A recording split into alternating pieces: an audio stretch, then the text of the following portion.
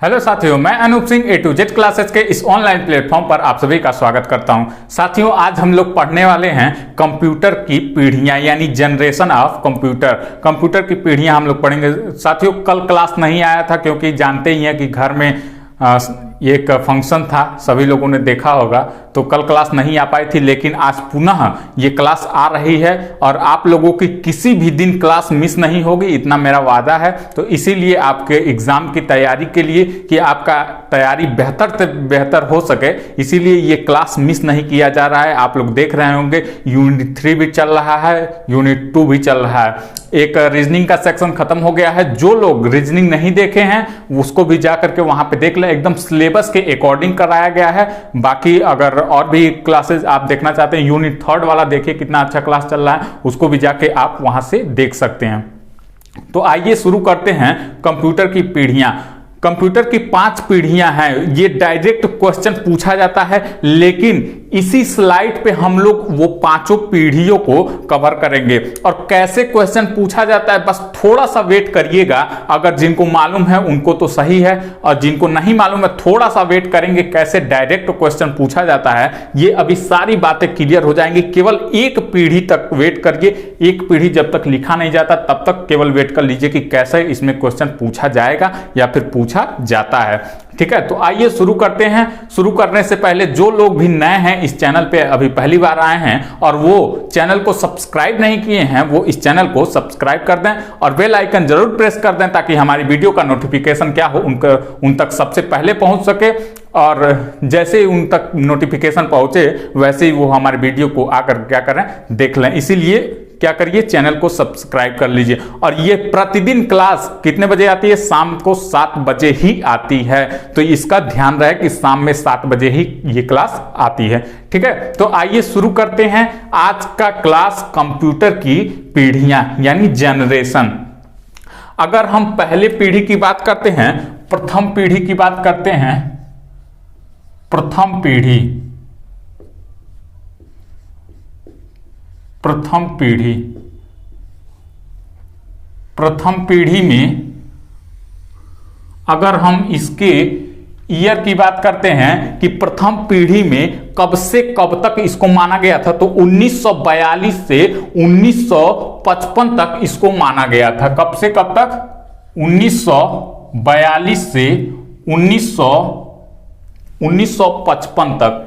ये ध्यान दीजिएगा, 1942 से 1955 ये पहले जनरेशन का ये टाइम था।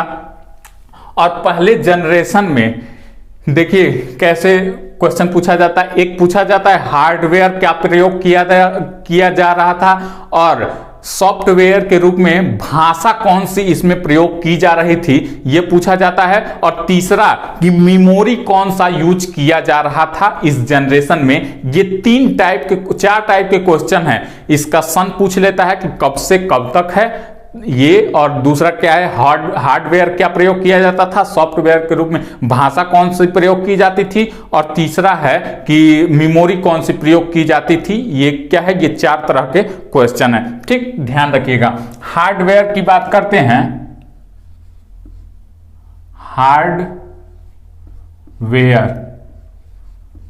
हार्डवेयर के रूप में क्या प्रयोग किया जाता था, तो इसमें हार्डवेयर के रूप में निर्वात ट्यूब प्रयोग किया जाता था।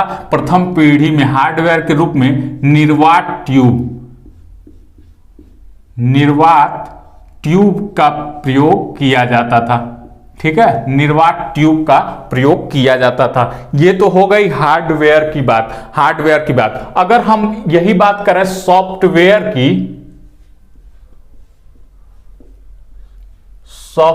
के रूप में भाषा क्या प्रयोग की जाती थी, भाषा क्या प्रयोग किया जाता था, तो भाषा इसमें मशीनी भाषा का प्रयोग होता था। सॉफ्टवेयर के रूप में, भाषा के रूप में प्रथम पीढ़ी में मशीनी भाषा कौन सी थी? बाइनरी लैंग्वेज यानी 0 और 1 वाली भाषा इसमें प्रयोग की जाती थी। इसका भी ध्यान रखिएगा। तो इसमें लिख लीजिए मशीनी भाषा। ये चार्ट बनाते चलिएगा, बहुत ही इंपॉर्टेंट है। मशीनी भाषा, मशीनी भाषा के रूप में किसका प्रयोग होता था? तो 0 और 1 का, बाइनरी नंबर 0 और 1 का इसमें प्रयोग होता था। वहीं अगर हम प्रथम पीढ़ी में मेमोरी की बात करते हैं कि मेमोरी इसमें कौन सी यूज होती थी, तो इसमें मेमोरी क्या यूज होती थी, ये भी एक क्वेश्चन पूछ लेता है। तो इसमें मेमोरी के रूप में हम लोग पीछे भी देख चुके हैं, पंच कार्ड का प्रयोग किया जाता था। किसका प्रयोग किया जाता था? तो पंच कार्ड का प्रयोग किया जाता था। ठीक है, ये 4 तरह के क्वेश्चन हैं, ये चारों क्वेश्चन ध्यान दीजिएगा। ऐसे ही हम पांचों पीढ़ी का ये 4 क्वेश्चन हम लोग देखेंगे। ठीक है, ये ध्यान रखिएगा, ये पांचों पीढ़ी का हम लोग 4 क्वेश्चन इसमें देखेंगे और ये सारे क्वेश्चन क्या है, बहुत ही इंपॉर्टेंट है। बस अगर कंप्यूटर सेक्शन से क्वेश्चन पूछा जाता है, बहुत सारे चैप्टर होते हैं, लेकिन ये चैप्टर बहुत ही इंपॉर्टेंट होता है, मोस्ट इंपॉर्टेंट होता है, इसीलिए इस चैप्टर को ध्यान से देखिएगा और इसी चार्ट को ध्यान से देख लेंगे तो 1 नंबर कहीं नहीं गया है, इससे कहीं नहीं गया है। ध्यान से देखिएगा। अगर हम द्वितीय पीढ़ी की बात करते हैं कि द्वितीय पीढ़ी यानी सेकेंड जनरेशन कब से कब तक माना जाता है, तो यहां ध्यान रखिए 1955 में खत्म हुआ है, तो 1956 से ये शुरू होगा और 1956 से ये कब तक गया है, 1956 से 1964 तक ये सेकेंड जनरेशन का टाइम पीरियड रहा है। और सेकेंड जनरेशन में हार्डवेयर के रूप में क्या प्रयोग किया जाता था, तो सेकेंड जनरेशन में हार्डवेयर के रूप में ट्रांजिस्टर का प्रयोग किया जाता था। ट्रांजिस्टर का प्रयोग किया जाता था, यह ध्यान रखिएगा। ट्रांजिस्टर हो गया हार्डवेयर। लेकिन अगर हम वही कहें कि सॉफ्टवेयर के रूप में भाषा कौन सी इसमें प्रयोग में आई सेकेंड जनरेशन में, तो असेंबली भाषा इसमें प्रयोग में आई। कौन सी भाषा? असेंबली भाषा। असेंबली भाषा इसमें सेकेंड जनरेशन में प्रयोग में लाई गई। ये यहां से ध्यान रखिएगा, असेंबली भाषा। और वहीं मेमोरी के रूप में किसका प्रयोग किया जाने लगा सेकेंड जनरेशन में, तो चुंबकीय मेमोरी का इसमें सेकेंड जनरेशन में प्रयोग किया जाने लगा। यह भी ध्यान रखिएगा, चुंबकीय मेमोरी का प्रयोग सेकेंड जनरेशन में होने लगा। चुंबकीय मेमोरी, ये तो हो गई सेकेंड जनरेशन की बात। सेकेंड जनरेशन हमारा कंप्लीट हुआ। सेकेंड जनरेशन के बाद अब आइए चलते हैं, देखते हैं हम लोग थर्ड जनरेशन, तृतीय पीढ़ी। तृतीय पीढ़ी का समय कब से कब तक माना गया है? तृतीय पीढ़ी का, तो अगर हम तृतीय पीढ़ी के समय की बात करते हैं तो 1964 में ये खत्म हुआ है सेकेंड पीरियड, तो 1965 से 1975 तक ये तृतीय पीढ़ी मानी गई है। 1965 से 1975 तक ये तृतीय पीढ़ी मानी गई है। और वहीं अगर हम हार्डवेयर की बात करते हैं कि तृतीय पीढ़ी में हार्डवेयर के रूप में किसका प्रयोग किया गया, तो इंटीग्रेटेड चिप का इसमें प्रयोग किया गया था हार्डवेयर के रूप में।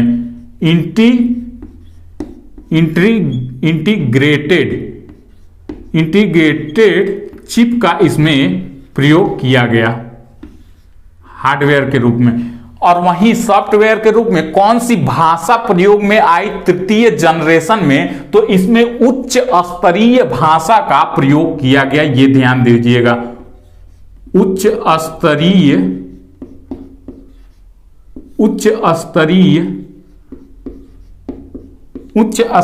भाषा का इसमें प्रयोग किया गया थर्ड जनरेशन में। और वहीं मेमोरी के रूप में तृतीय जनरेशन में किसका प्रयोग किया गया, तो इसमें भी चुंबकीय क्षमता में वृद्धि करके चुंबकीय मेमोरी का ही इसमें प्रयोग किया गया था।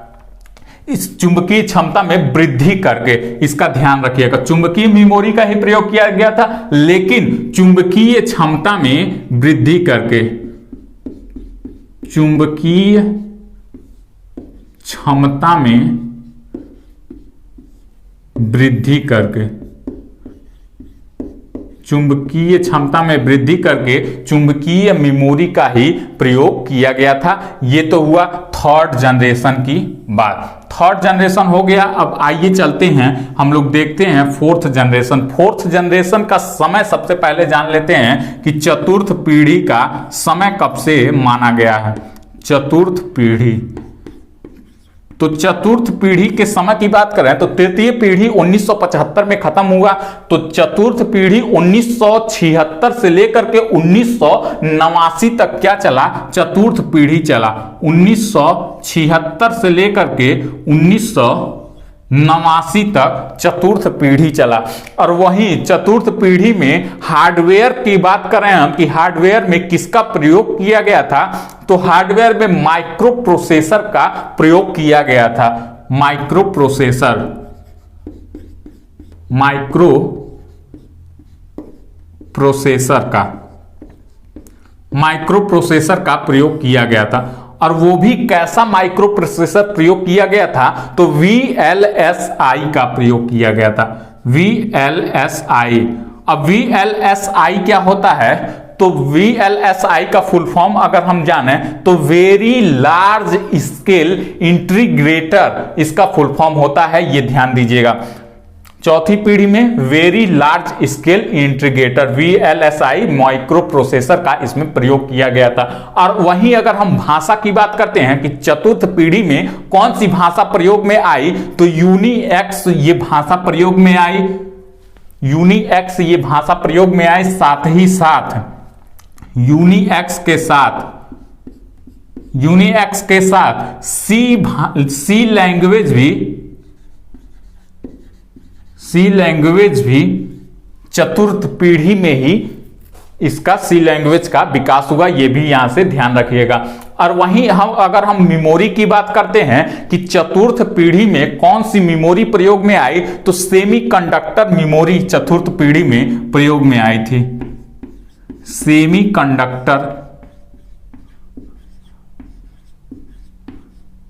सेमीकंडक्टर मेमोरी चतुर्थ पीढ़ी में प्रयोग में लाई गई। ये तो हो गई चतुर्थ पीढ़ी की बात। और अगर हम पांचवें पीढ़ी की बात करते हैं, जो कि अंतिम पीढ़ी है, वर्तमान तक ये चल रही है, इसकी अगर हम बात करते हैं कि पंचम पीढ़ी का समय की बात करते हैं कि समय कब से कब तक माना गया है, तो पांचवी पीढ़ी का समय 1989 में चौथी पीढ़ी खत्म हुई थी। तो 1990 से लेकर अब तक टिल नाउ, यानी अब तक ये पांचवी पीढ़ी चल रही है, इसको यहां से ध्यान रखिएगा। और पांचवी पीढ़ी में भी हार्डवेयर के रूप में माइक्रो प्रोसेसर ही इस्तेमाल किया जाता है। माइक्रो प्रोसेसर, लेकिन वो माइक्रो प्रोसेसर कैसा इस्तेमाल किया जाता है, ये ध्यान दीजिएगा। माइक्रो प्रोसेसर का ही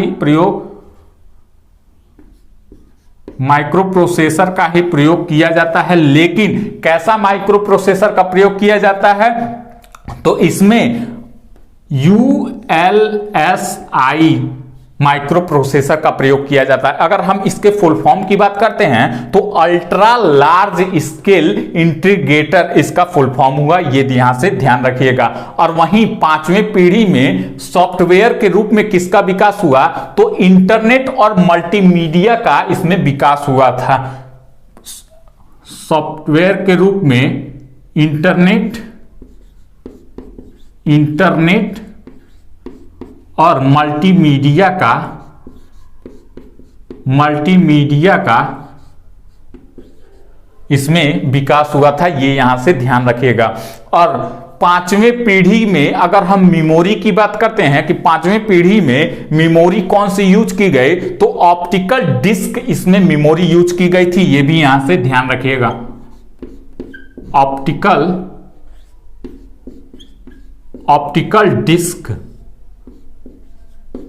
ऑप्टिकल डिस्क इसमें मेमोरी यूज की गई थी, ये भी यहां से ध्यान रखिएगा। ये तो हुआ कंप्यूटर के पांचों पीढ़ी का ये निचोड़ जो डायरेक्ट क्वेश्चन पूछे जाते हैं और इससे बाहर कुछ भी नहीं आएगा, इतना आप लिख के ले लीजिए, गारंटी ले लीजिए। कैसे क्वेश्चन पूछा जाता है कि पहले पीढ़ी में कौन सी मेमोरी प्रयोग में लाई गई, तो पहले पीढ़ी में पंच कार्ड मेमोरी प्रयोग में लाई गई। द्वितीय पीढ़ी में भाषा के रूप में कौन सी भाषा प्रयोग में लाई गई, तो असेंबली भाषा प्रयोग में लाई गई। डायरेक्ट क्वेश्चन ऐसे ही देता है, बाकी इसका कोई भी घुमाने का तरीका नहीं है, कहीं कुछ भी इसका तरीका नहीं है। बाकी इसका फुल फॉर्म देख लीजिएगा, वेरी लार्ज स्केल इंटीग्रेटर और अल्ट्रा लार्ज स्केल इंटीग्रेटर, ये होता है इसका फुल फॉर्म। बाकी आप लोगों के सामने है कब से कब तक इसका समय है, हार्डवेयर के रूप में क्या इस्तेमाल किया गया, सॉफ्टवेयर के रूप में, भाषा के रूप में क्या इस्तेमाल किया गया, बाकी मेमोरी के रूप में क्या इस्तेमाल किया गया। ये है क्वेश्चन, ये कंप्यूटर की पीढ़ी का ये डायरेक्ट क्वेश्चन है। एक दो क्वेश्चन और हम लोग देख लेते हैं, लेकिन उससे पहले आप लोग स्क्रीनशॉट इसका ले लीजिए, ताकि ये अगर जो लोग नोट नहीं कर पाए हैं तो उनको क्या रहे, याद रहे। तो स्क्रीनशॉट ले लिया होगा। अब हम लोग कुछ क्वेश्चन इसी पे देख लेते हैं जो डायरेक्ट पूछे जाते हैं, इसके अलावा कुछ और क्वेश्चन भी हम लोग देख लेते हैं। ये तो हुआ कंप्यूटर का जनरेशन, कि किस जनरेशन में क्या प्रयोग में लाया गया और क्या नहीं, ये सारी बातें हम लोगों ने जान लिया। लेकिन अब हम लोग जानते हैं, अब हम लोग देखते हैं कुछ क्वेश्चन, जैसे कि इंटरनेट का विकास कब हुआ। डायरेक्ट क्वेश्चन देता है कि किस पीढ़ी में इंटरनेट का विकास हुआ, तो ध्यान रखिएगा इंटरनेट का विकास 5वीं पीढ़ी में हुआ। ठीक है, लैपटॉप, नोटबुक, इंटरनेट का विकास 5वीं पीढ़ी में हुआ। लैपटॉप,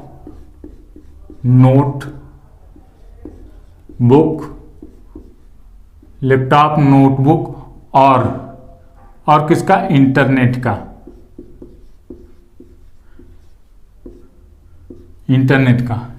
ये नोट करके लिखिएगा, लैपटॉप, नोटबुक, इंटरनेट का विकास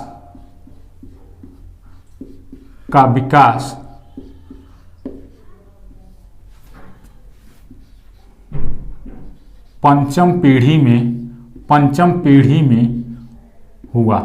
5वीं पीढ़ी में हुआ, ये यहां से ध्यान रखिएगा। ठीक है, ये यहां से ध्यान रखिएगा। कुछ और भी हम लोग क्वेश्चनों की बात करते हैं कि फादर ऑफ सेलफोन का विकास किसने किया, यानी सेलफोन के पिता किसको कहा जाता है। तो सेलफोन का पिता की बात करते हैं तो मार्टिन कूपर को सेलफोन का पिता कहा जाता है, यानी फादर ऑफ सेलफोन। ध्यान रखिएगा वर्ड पे, अभी कुछ और क्वेश्चन आप लोगों को कंफ्यूजन करेगा। तो सेलफोन, फादर ऑफ सेलफोन किसको कहा जाता है, तो मार्टिन कूपर को कहा जाता है। मार्टिन कूपर को ये कहा जाता है फादर ऑफ सेलफोन। ये तो हो गई सेलफोन की बात। अब स्मार्टफोन, फादर ऑफ स्मार्टफोन की बात करते हैं कि फादर ऑफ स्मार्टफोन किसको कहा जाता है, किस कंपनी को कहा जाता है फादर ऑफ स्मार्टफोन। तो ये भी ध्यान रखिएगा, सेलफोन अलग है और स्मार्टफोन अलग है। स्मार्टफोन तो कौन सी कंपनी को इसको माना जाता है, तो IBM कंपनी को ये माना जाता है। IBM कंपनी, ठीक है, father of smartphone IBM company. अब इंटरनेट का विकास कब आया, इंटरनेट प्रभाव में कब आया, ये डायरेक्ट क्वेश्चन पूछा हुआ है, डेट पूछा हुआ है, सन पूछा हुआ है, तो इसको भी आप ध्यान रखिएगा। इंटरनेट, तो इंटरनेट 15 अगस्त 1995 को आया था। ठीक है, इंटरनेट कब आया था, तो 15 अगस्त 15 अगस्त 1995 को आया था, ये भी ध्यान रखिएगा। फादर ऑफ इंटरनेट किस डेट को, तो 15 अगस्त 1995, ये भी यहां से ध्यान रखिएगा। पहला माइक्रो प्रोसेसर वो कौन सा है, ये भी ध्यान रखिएगा। First micro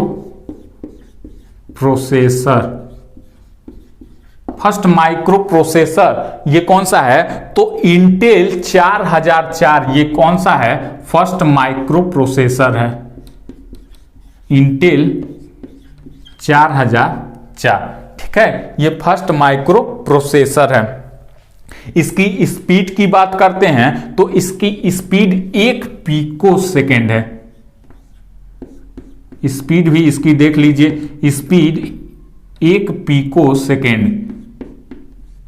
1 picosecond, 1 picosecond कितना होता है, तो 10⁻⁻12, ये कितना होता है, 1 पिको सेकेंड होता है, 10⁻⁻12 है, इतना ध्यान रखिएगा, ठीक है। कई आईसी चिप यानी कई आईसी को जोड़ करके एक माइक्रो प्रोसेसर बनाया जाता है, ये भी ध्यान रखिएगा, ठीक है।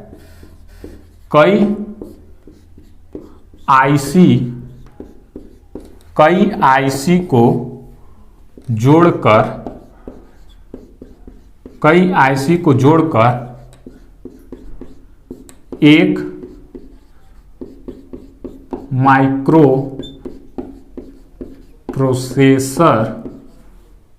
एक माइक्रो प्रोसेसर बनाया जाता है, ये भी यहां से ध्यान रखिएगा। एक दो क्वेश्चनों की और बात करते हैं। सबसे पहले इसका स्क्रीनशॉट ले लीजिए, जो लोग नहीं नोट कर रहे हैं वो लोग, ठीक है। एक दो क्वेश्चन की और हम बात करते हैं कि माइक्रोसॉफ्ट कंपनी कौन लाया, माइक्रोसॉफ्ट कंपनी कौन लाया, ये क्वेश्चन बताइए। माइक्रोसॉफ्ट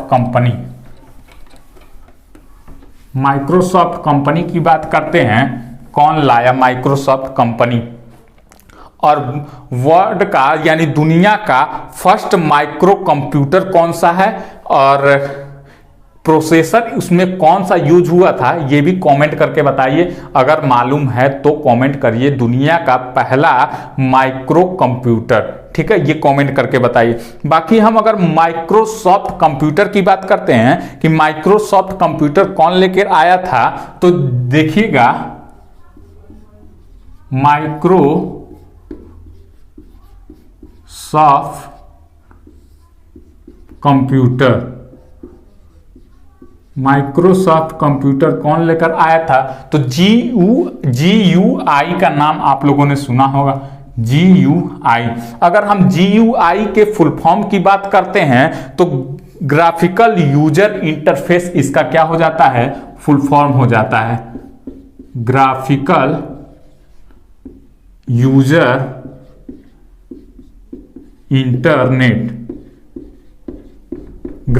यूजर इंटरनेट इसका फुल फॉर्म हो जाता है। साथ ही साथ हमने एक क्वेश्चन पूछा है, दुनिया का पहला माइक्रो कंप्यूटर, ये डायरेक्ट क्वेश्चन पूछा जाता है, दुनिया का पहला माइक्रो कंप्यूटर ये कौन सा है, दुनिया का पहला माइक्रो कंप्यूटर ये कौन सा है, तो माइक्रल ये कब आया, तो 1973 में ये आया था। माइक्रल ये कब आया था, तो 1973 में ये आया था। साथ ही साथ इसमें प्रोसेसर के रूप में क्या यूज किया गया था, इसका प्रोसेसर कितना था, तो ये भी ध्यान रखिएगा,